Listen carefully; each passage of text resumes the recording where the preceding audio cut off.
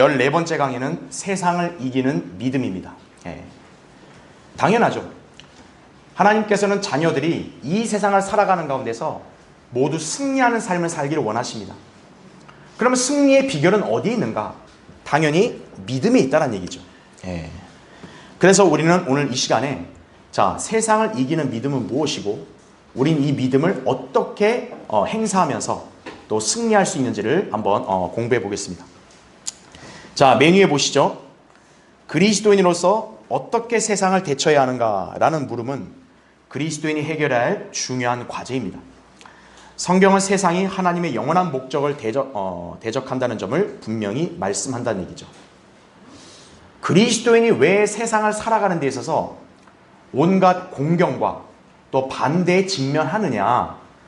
바로 세상을 관장하는 자가 누구기 때문에 그래요? 마귀이기 때문에 그런 거예요. 마귀는 항상 주요 일이 뭐냐면 하나님의 일을 방해하는 거예요. 마귀가 하나님을 대적할 때 주로 이렇게 활동하는 것은 하나님께서 계획하시고 또 하나님께서 뭔가 일하시는 사역을 마귀는 그것을 방해하고 무산시키는 거예요. 하나님은 그분의 일을 누구를 통해 당연히 수행하시겠어요? 성도들이라고요. 그러니까 이 마귀가 관장하는 세상은 여러분이 하나님의 뜻에 따라 살지 못하도록 계속 온갖 반대 풍조를 이렇게 만들어서 또 그것을 형성하는 것이. 그러니까 여러분은 그런 세상에 부딪히면서 살아야 되기 때문에 결코 녹록지가 않다는 것을 항상 유념을 해야 합니다. 그렇죠? 그래서 하나님께서는 이제 그분의 자녀들에게 무엇을 명령하시냐? 세상으로부터 분리할 것을 명령하신다는 얘기죠. 왜냐? 세상과 방향을 같이 하게 되면 어떻게 돼요? 거룩함, 성별을 잃어버리게 됩니다. 그래서 세상으로부터 분리하라고 명령하시는 거예요. 그와 동시에는 그 안에 살고 있는 구원받지 못한 사람들에게 예수 그리스도를 전파할 것을 명령하신다는 얘기죠. 이게 하나님께서 우리를 아직 이 세상에 남겨두신 목적이에요. 우리가 주님을 믿고 변화됐으면 바로 우리를 본향으로 데려가시면 될 텐데 왜 우리를 이 땅에 남겨두시는가 이거예요. 왜 주님을 속히 안 오시는가 이거예요. 주님은 이 땅에 살고 있는 자녀들에게 바로 이 중요한 사명을 맡기셨기 때문에 그래요. 그래서 여러분은 세상을 등지고 사는 사람들이 아니에요. 우리가 무슨 속세를 떠나가지고 산에 들어가고 이런 사람들이 아닙니다. 우리는 세상으로부터는 분리를 하지만 아이러니하게도 어때요? 우리는 세상에 들어가서 살아야 돼요. 바로 왜 그러냐? 우리가 주님을 섬기기 위해서 우리가 생활의 필요들을 우리가 다 얻으려면 세상에서 일을 해야 되고 또 세상에 사는 사람들과 어떻게든 우리는 엮일 수밖에 없습니다. 그럴 때 우리의 대처는 뭡니까? 그 세상 사람들에게 끌려가는 게 아니라 그 세상 사람들에게 예수 그리스도를 증거해야 된다는 얘기예요. 그게 그리스도인이 해야 될 가장 기본적인 일이다 이거죠. 근데 그 기본적인 일이 쉬울까요? 쉽지가 않아요. 근데 그 일을 여러분이 수행하려면 한 가지, 바로 믿음을 가져야 된다는 얘기예요. 그 믿음이라면 바로 오늘 배우는 세상을 이기는 믿음이라는 얘기예요. 그렇죠? 그래서 우리는 오늘 이 주제를 통해 그리스도인이 성별이 되고 증거하는 삶을 영위함으로써 구원받지 않은 세상 사람들로부터 나쁜 영향을 받지 않는 반면 주 예수 그리스도를 위해 그들에게 좋은 영향을 끼칠 수 있도록 하는 것에 관해서 우리는 이 시간 깨닫게 될 것이라는 얘기죠. 구체적으로 한번 보겠습니다. 첫 번째, 거기 나온 대로 예수 그리스도를 위해 살면 우리는 세상으로부터 뭐를 당해요? 거부를 당합니다. 환대를 받는 게 아니에요. 응원을 받는 게 아니에요. 오히려 거부를 당하는 거예요. 그러니까 영적으로 미숙한 사람들이나 아직 덜 깨어있는 사람들은 여기에서 이제 혼란에 빠지는 거죠. 나 예수님 믿은 거 잘한 거 아니었나?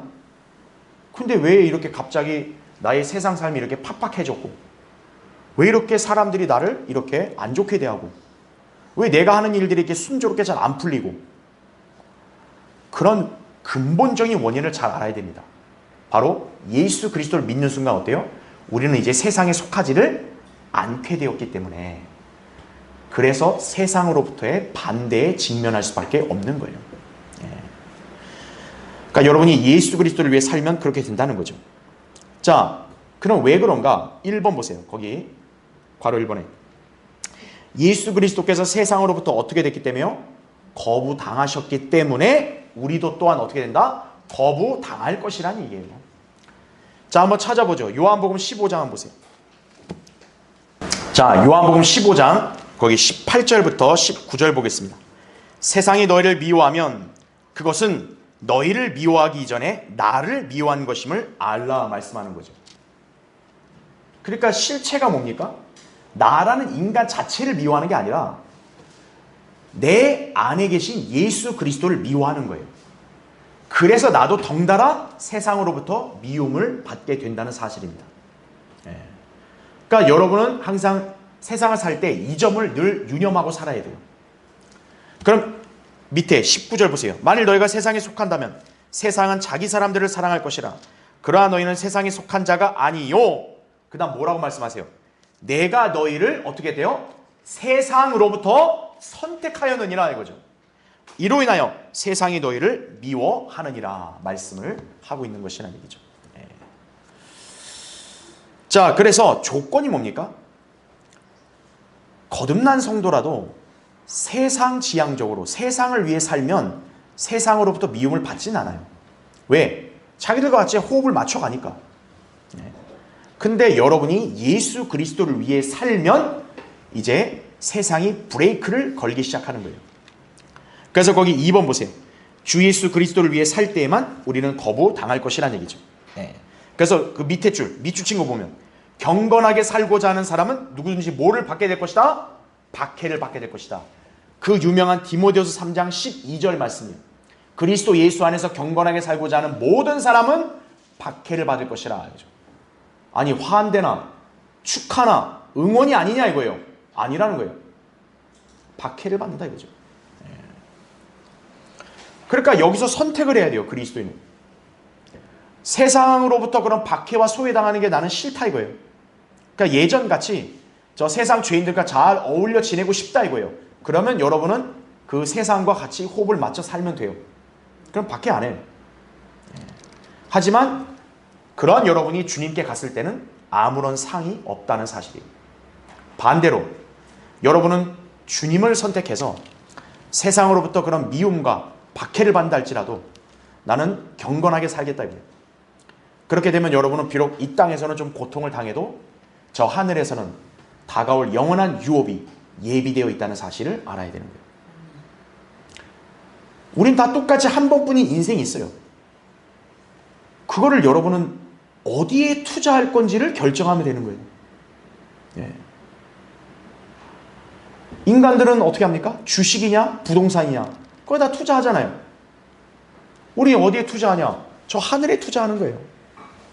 예. 그렇게 하면 여러분은 세상으로부터 박해를 받는 거예요. 그 박해는 여러분만 받는 게 아니에요. 우리의 구주이신 예수 그리스도가 먼저 받으셨어요. 그러니까 여러분은 그리스도와 함께 고난에 동참하게 되는 거예요. 그게 바로. 예. 그래야 영광도 받는다고 우리에게 약속을 하셨죠. 그러니까 여러분은 그 점을 항상 유념하고 세상을 살아야 합니다. 자, 두 번째 보시죠. 이번에 누가 우리를 거부하는가 이거예요. 궁금하잖아요. 자, 충격적이게도 우리 왼수들이 우리를 거부하는 게 아니에요. 아이러니하게도요. 1번 보세요. 우리를 가장 많이 거부할 사람들은 누구예요? 우리와 매우 가깝고 잘 아는 사람들. 우리 친구, 가족, 직장 동료, 친척들이 될 것이라는 얘기예요. 그러니까 영적으로 무지하고 진리에 눈을 뜨지 않은 사람은 여기서 다시 한 번 더 자기가 충격을 받는 거예요. 내 편이라고 생각했던 사람들이 나를 오히려 반대하고 대적을 하는 거예요. 예. 왜 그럴까요? 진리가 들어가니까 그런 거예요. 가짜 종교, 가짜 신앙을 하면은 굳이 여러분을 박해하지 않아요. 예. 열심히 해. 잘해봐. 잘할 거야. 가서 우리 복 좀 많이 빌어줘. 이렇게 할 거라고요.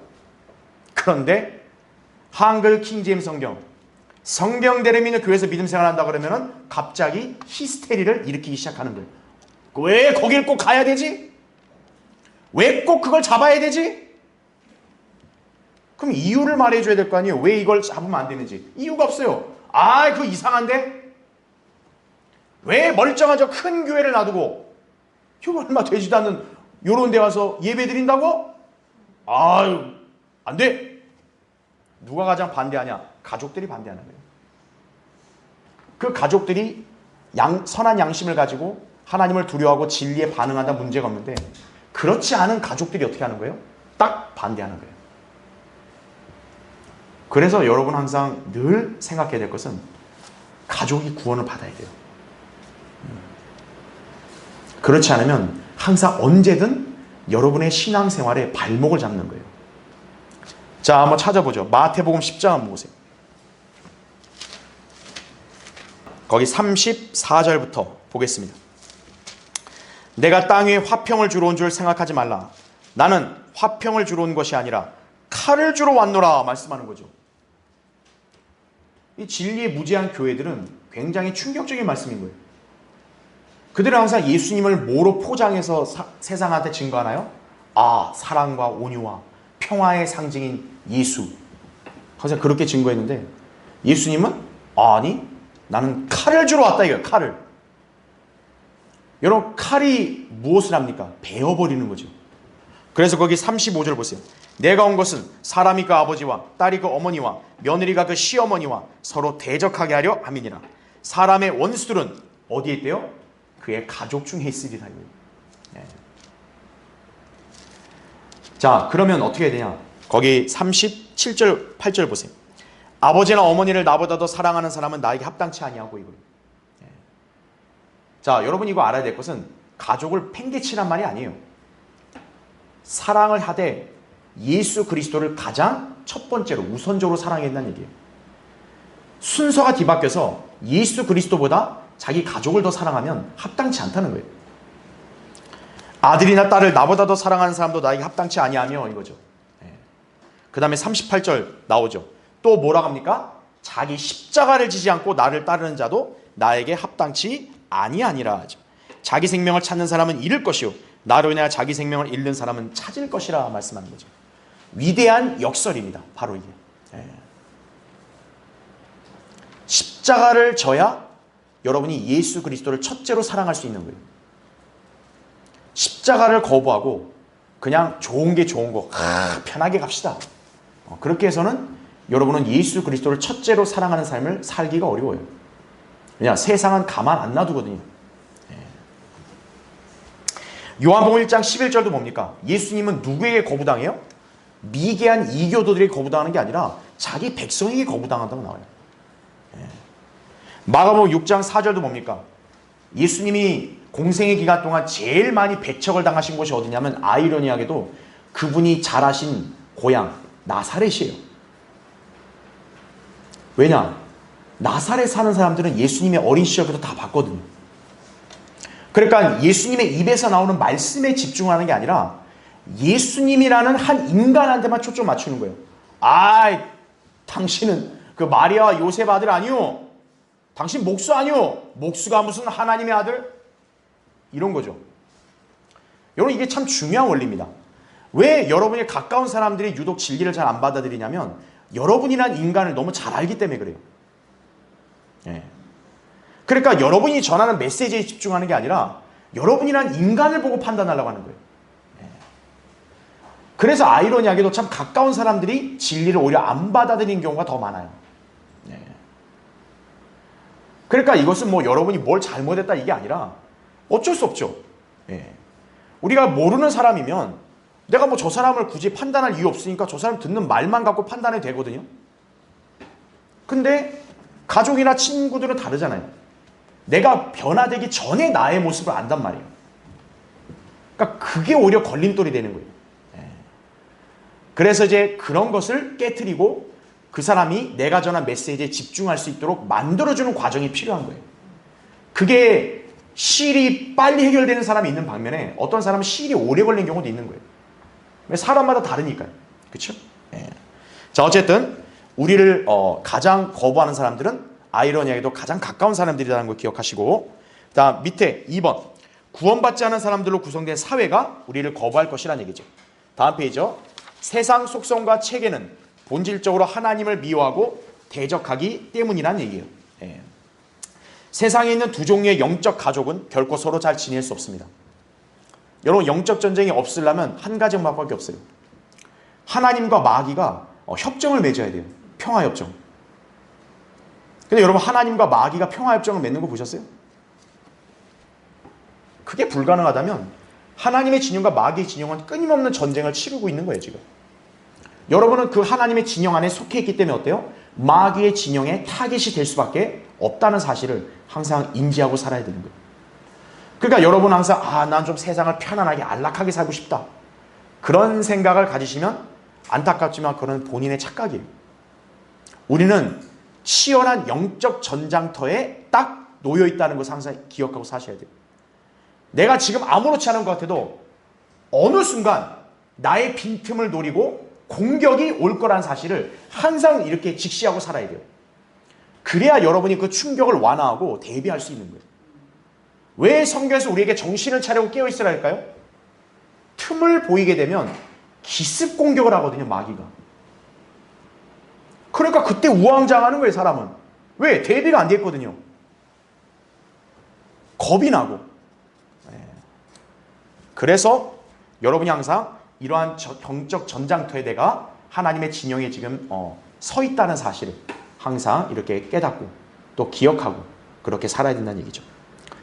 자, 하나님과 세상은 결코 하나가 될 수 없습니다. 그러면 계속 우리를 공격하게 돼 있는 거예요. 자, 밑에 3번 보십시오. 그리스도인에 대한 이 모든 거부를 뒤에서 조종하는 작자가 누구라고요? 사탄입니다. 고린도서 4장 3, 4절에 보면 사탄을 이 세상의 신이라 그래요. 그래서 세상 인간들 위에 군림하고 있는 자가 바로 사탄이라는 걸 아셔야 돼요. 세상 사람들이 겉으로는 나 사탄아 싫어해. 그건 자기 생각이고 자기 말이지. 이미 사탄은 뭡니까? 세상에 속한 사람들의 마음을 관장하고 있는 거예요. 그래서 우리가 복음의 빛을 비추려고 하면 어때요? 세상 죄인들의 마음을 어둡게 만드는 거예요. 사탄이. 우리가 어제도 거리에 설교하고 복음 전할 때 바로 그런 거예요. 딱 복음을 전하려니까 어떤 거예요? 사탄이 딱 그 죄인들의 마음을 어둡게 만드는 거예요. 듣지 마. 야, 저 우습게 여기 그냥 넘어가. 가. 여러분은 그 사람이 그냥 저 인간이 원래 저런 인간이다 해서 간다 이렇게 생각하면 안 돼요. 복음 전할 때 우리 복음을 잘 안 받아들인다. 그럼 그렇지. 그냥 이렇게 생각하면 안 돼요. 마귀가 끊임없이 공격한다는 거 아셔야 돼요. 여러분도 매일 매순간요 영적으로 무장이 돼 있지 않으면 어떻게 되냐? 어제는 하나님 말씀을 잘 듣고 순종했다 할지라도 오늘 하나님 말씀에 불순종하는 그런 사람이 될 수도 있는 거예요. 여러분의 육신의 죄의 본성이 남아있는 이상 마귀는 꾸준히 여러분의 육신을 자극하는 거예요. 그래서 여러분이 듣기에 거슬리는 것들은 딱 귀를 막아버리게 하는 거예요. 설교 때 찔림을 주거나 설교 때 중요한 메시지가 올 때 여러분의 육신의 본성이 만약 그런 걸 별로 안 좋아했다. 그러면 마귀가 그걸 쓰는 거예요. 야, 듣지 마. 야, 저걸 그냥 듣지 마. 그러면 그 사람은 영적인 진전이 없게 되는 거예요. 그래서 항상 기억하셔야 돼요. 내 마음을 어둡게 하는 이 악한 세력을 항상 물리쳐야 돼요. 여러분의 마음은 진리의 빛으로 늘 밝아 있어야 돼요. 밝아야 보이는 거예요. 밝으면 여러분이 진리를 따라갈 수 있는 거예요. 자, 그래서 사탄의 역사를 여러분 잘 기억하셔야 합니다. 그래서 사탄은 지금 구원받지 않은 사람들을 이렇게 하나님의 진노를 받게 하려고 계속 조종하고 있다. 나머지 구절 참조하시면 됩니다. 베드로전서 5장 8절은 너무나 유명하죠. 너희의 대적 마귀가 울부짖는 사자처럼 산길 자를 찾아 두루 다니기 때문이라 그러죠. 사자가 울부짖는 거 왜 그래요? 배고프니까 울부짖는 거예요. 배고프면 눈에 뵈는 게 없어요. 뭐든 다 잡아먹어야 돼요. 그러니까 딱 무리 가운데서 이탈해 있는 사람, 그 초식 동물 중에 한눈 파는 사람, 그런 동물을 사탄이 딱 노리는 거예요. 사자가 딱 그런 걸 노리잖아요. 초식 동물이 무리에 딱 이렇게 붙어 있으면 어때요? 아무리 육식 동물이라도 이렇게 함부로 덤비지 못하는 거예요. 여러분이 그걸 잘 기억해야 합니다. 자, 밑에 세 번째 보십시오. 3번. 우리를 향한 세상의 거부를 그럼 어떻게 이겨낼 수 있는가 이거예요. 그렇죠? 자, 이게 바로 우리가 이제 세상을 대처하는 방식입니다. 자, 1번 보세요. 먼저 어떻게 하라고요? 유순하게 대하라. 쉽게 말하면 눈은 눈이고 이는 이고, 야, 이판 사판이다. 네가 나한테 시비를 걸어? 야, 나도 너 한 방 패자. 이렇게 싸우게 되면 지는 거예요. 성경은 우리에게 육신을 따라 행하지 말라고 분명히 말씀합니다. 분명히 우리는 억울하고 힘들죠. 이 참는 게 쉽지 않죠. 왜? 우리도 다 성질이 있는데 세상이 막 우리를 거슬리게 하는데 우리가 가만히 있다? 그게 아니라 먼저 유순하게 대하라는 얘기죠. 그게 왜 그러냐면 우리 보고 하나님은 당하라는 게 아니라 현명하게 처신하라 이거예요. 그게 바로 유순하게 대하라는 겁니다. 가능한 한 언제든지 싸움은 피하라는 얘기죠. 가끔 우리가 세상 살다 보면 싸움닭들이 있어요. 싸움닭들. 그러니까 어디 가나 다 싸움을 해. 좀 그런 성격을 가진 사람이 있어요. 근데 그렇게 하면 뭐냐? 항상 분란이 나요. 손뼉도 뭡니까? 마주쳐야 소리가 나는 거지. 손뼉을 누가 딱 주먹을 쥐고 있어요. 그러면 손뼉이 안 난다고요. 마귀의 자녀들은, 세상은 우리를 항상 도발한다는 걸 아셔야 돼요. 도발하는 거예요, 계속. 화내. 욕해. 야, 하나님 있는 거 때려쳐. 야, 이렇게 즐겁게 놀러 다녀야지. 딱 그렇게 도발하는 거예요. 그러니까 여러분이 딱 육신을 따라가면 어때요? 거기에 그냥 반응하는 거예요. 그렇게 되지 말라고 여기서 유순하게 대하라고 우리에게 지침을 알려주는 거예요. 자, 2번 보세요. 두 번째는 우리가 어떻게 이겨내냐? 삶을 통해 하나님을 기쁘시게 하라 이거예요. 자, 다음 페이지 보십시오. 여러분의 삶은 지금 하나님을 기쁘시게 하고 있어요? 여러분의 삶이 하나님을 기쁘시게 하고 있지 못하면 여러분은 세상을 이길 수가 없습니다. 절대로. 하나님을 기쁘시게 하면 어떤 일이 벌어지냐? 거기에는 이제 잠언 16장 7절 여러분 나중에 기억해 주세요. 그 사람의 원수까지도 그와 화목하게 하신다라는 말씀이 나와요. 사람 행위가 주를 기쁘시게 하면 주께서 그 사람의 원수까지도 그와 화목하게 하신다는 거예요. 이게 서로 막 짝짝꿍하고 잘 지낸다 이게 아니라 그 원수를 잠잠케 만든다는 얘기예요. 그러니까 여러분이 삶을 통해 하나님을 기쁘시게 하면 어때요? 원수들이 여러분을 뭔가 트집을 잡으려도 트집 잡을 게 없는 거예요. 그러니까 아무것도 못하는 거죠. 근데 여러분이 육신적으로 살면 어떻게 돼요? 딱 트집을 잡는 거죠. 거봐라! 네가 무슨 하나님 믿냐? 네가 그 모양인데. 딱 그때부터 이제 들어가는 거예요. 여러분이 삶을 통해 하나님을 기쁘시게 하고 간증을 유지하면 여러분과 생전에 원수였다 할지라도 여러분을 함부로 도발하지 못해요. 그게 바로 틈을 주지 않는 겁니다. 그렇죠? 그 다음에 3번. 이게 가장 중요하죠. 승리를 주시는 하나님은 어떻게 하라? 믿으라는 거예요. 자, 오늘 중요한 이 주제 구절입니다. 요한일서 5장 4절 5절 찾아보십시오. 자, 보겠습니다. 요한일서 5장. 특히 여러분 요한일서 5장 4절은 여러분 항상 암송해야 될 구절이에요. 자, 보십시오. 이는 하나님께로부터 태어난 자는 누구든지 뭐라 합니까? 세상을 이기기 때문이라. 세상을 이기는 승리는 이것이니 곧 우리의 믿음이라는 거죠. 자, 이 믿음의 정체를 5절에서 말씀합니다. 예수께서 하나님의 아들이심을 믿는 자 외에 세상을 이기는 자가 누구냐 말씀하는 거죠. 예수 그리스도가 하나님의 아들이심을 믿는 것은 바로 신약 구원의 진리입니다. 즉 여러분이 예수 그리스도를 믿어 구원받은 그 믿음을 여러분이 지니고 있다면 여러분은 사실 세상을 이긴 사람들이라는 사실을 아셔야 돼요. 왜입니까? 우리 안에 계신 분이 세상에 있는 자보다 더 크시기 때문에 그런 거예요. 그분이 갈보리 십자가로 세상을 이기셨기 때문에 그런 분을 여러분이 마음에 영접을 했다면 여러분도 세상을 이긴 사람이 되는 거예요. 그래서 여러분이 항상 세상에 맞닥뜨리고 살 때마다 이 믿음을 항상 주장을 해야 돼요. 나는 예수 그리스도를 하나님의 아들로 믿은 그리스도인이다 이거예요. 세상이 나에 대해서 어떤 대우를 한다 할지라도 나는 구원받은 하나님 자녀로서 영생을 지녔다 이거예요. 세상은 사라지지만 나는 영원히 하나님과 함께 거한다 이거죠. 그러한 믿음을 여러분이 항상 굳게 붙들고 이렇게 주장하게 되면 여러분 세상을 이기는 삶을 살게 되는 거죠. 하나님은 여러분을 승리하는 삶으로 이끌어 주시는 거예요. 그걸 믿으라는 겁니다. 그럼 세상에서 여러분이 어떤 도발을 당해도 여러분 거기에 흔들리지 않는 거예요. 그 다음에 네 번째. 자, 이건 굉장히 어려운 그런 내용이기도 하지만 사실 해야 되는 겁니다. 그리스도인을 박해하는 자, 저주하는 자, 미워하는 자, 원수. 어때요? 어이구, 그냥 하나님 그냥 저 인간들한테 좀 벼락을 좀 한번 내려쳐주면 이게 우리의 심정이라고 하는데, 그러나 성경에서 뭐라 합니까? 저주하지 마라 이거예요.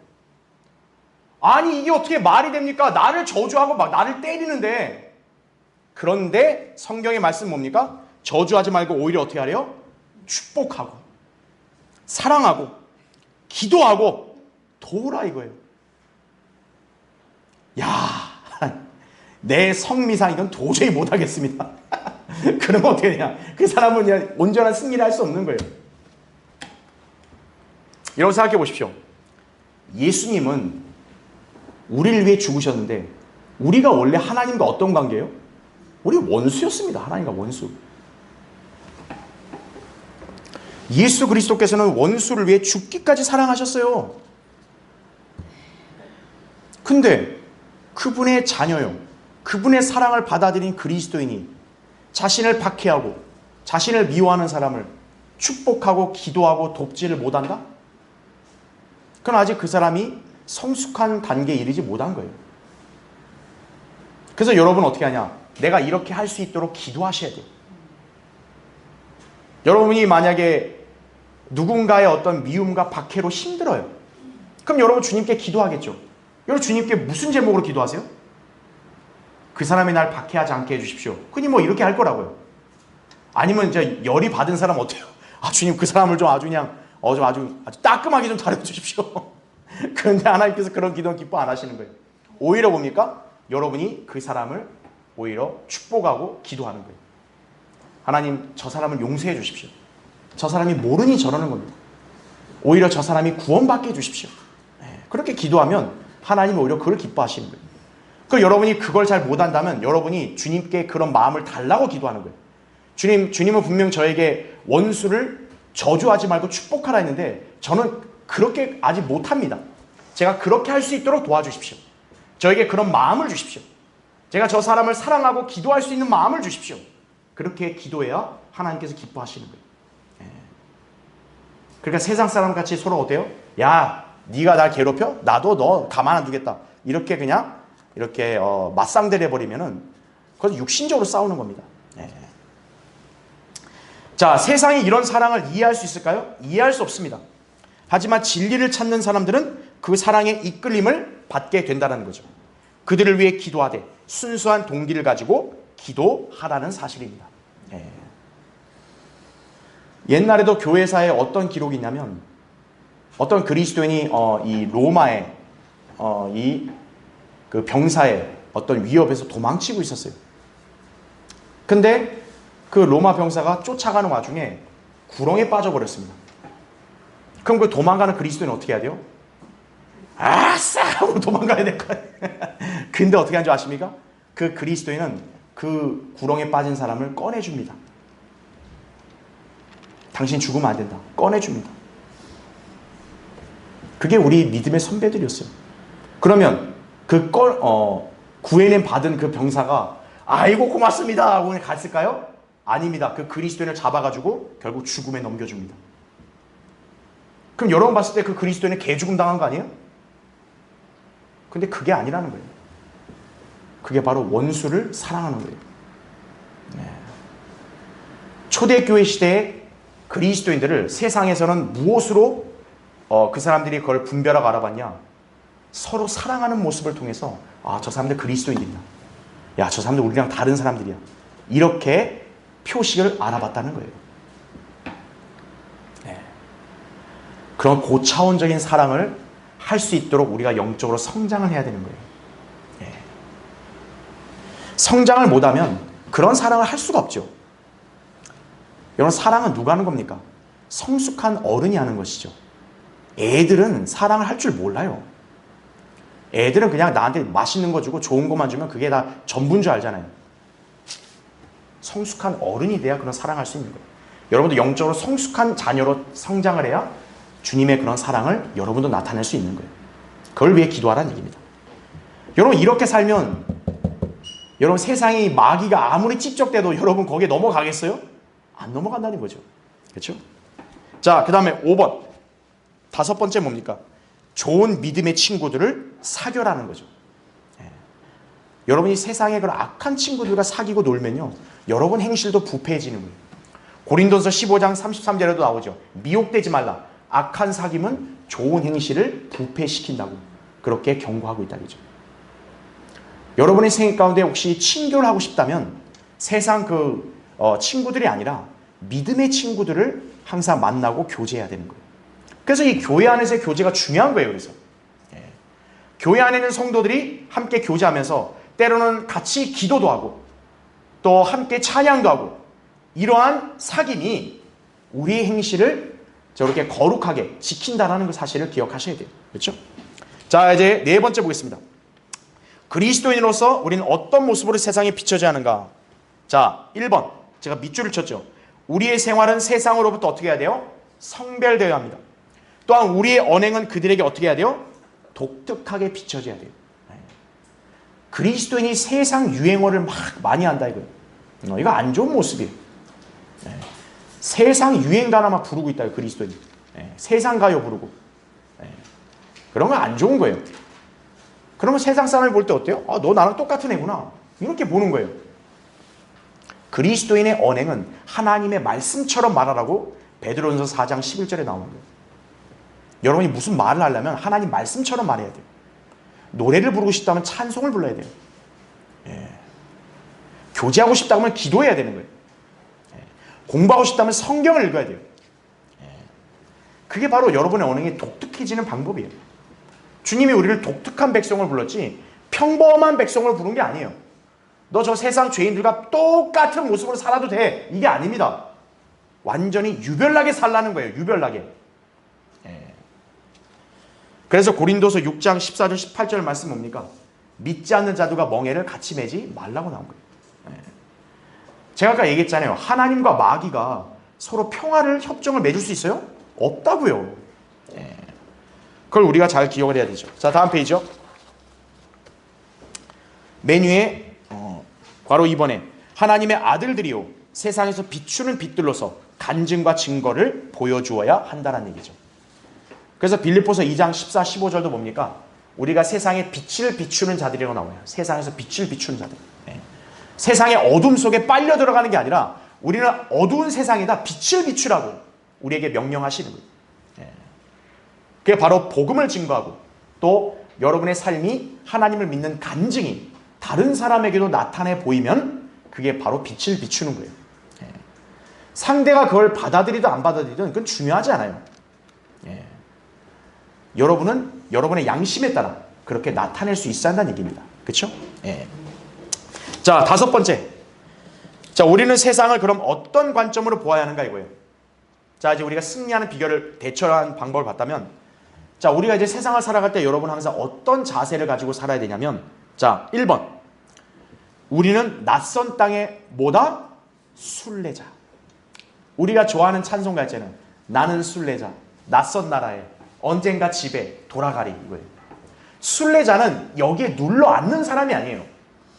우리는 타국인이라 그랬어요. 타국인이라는 얘기는 우린 여기에 국적이나 본향이 있는 게 아니라는 겁니다. 물리적으로는 대한민국 국민이라 할지라도 우리의 본적은 뭐예요? 하늘나라예요. 우린 이 땅에 나그네요, 타국인이요, 순례자로 온 거예요. 잠시 거쳐가는 겁니다. 그게 히브리서 11장 13절, 베드로서 2장 11절에 우리에게 가르쳐주는 말씀인 거죠. 우리는 타국인이요, 순례자와 같다라는 그러한 지칭을 항상 잊지 말아야 됩니다. 그 다음에 2번, 우리의 집은 어디에 있다? 하늘에 있다 이거죠. 새 집으로 이사했는데 이제 앞으로 여기서 내가 천년만년 앞으로 행복하게 산다. 그거 아니에요. 여러분 현재 집이 좋은 거 그게 중요한 게 아닙니다. 아니 순례자는 뭡니까? 그냥 잠깐 쉬었다 가는 거예요. 잠깐 기거하고 다시 갈 건데 왜 그러한 잠깐 거쳐가는 그런 집에 미련을 두느냐 이거예요. 그렇죠? 교회들 어떻죠? 쓰잘데기 없이 막 그냥 돈을 건물에다 다 쏟아부어가지고 아주 화려하게 짓죠. 왜 그런 짓을 합니까? 앞으로 이렇게 쭉 앞으로 이렇게 사람 많이 오고, 예? 그러면서 교회예요? 우린 이 모임 장소는 잠깐 거쳐가는 겁니다. 주님이 우리를 딱 이제 호명하시고 우리를 부르실 때 여러분 올라가셔야 하잖아요. 그렇죠? 우리 교회가 지금 여기 갖고 있는 자산, 이거 좀 아깝다고, 아이고 이거 좀 다 쓰고 가게 해달라고, 우리가 그런 사람들인가요? 우리의 본향은 하늘이기 때문에 주님이 이제 본향으로 가자 그러면 언제든 여러분 갈 준비를 하셔야 돼요. 기다렸습니다! 이런 고백이 나와야 되는 거예요. 3번, 이 세상은 구원받지 못한 사람들을 예수 그리스도께로 인도하기 위한 선교 현장이라는 사실을 기억하셔야 돼요. 우린 지금 이 세상을 뭐로 사는 거예요? 사실 선교사로 사는 거예요. 여러분 개개인은 사실상 세상의 선교사예요.